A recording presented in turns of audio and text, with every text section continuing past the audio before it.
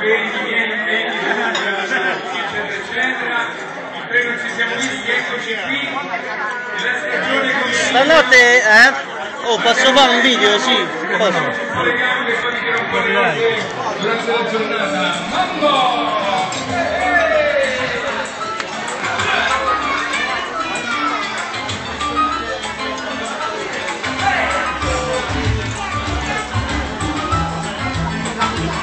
Ah, oh, dopo andiamo a fare il trenino, sennò non mangiare.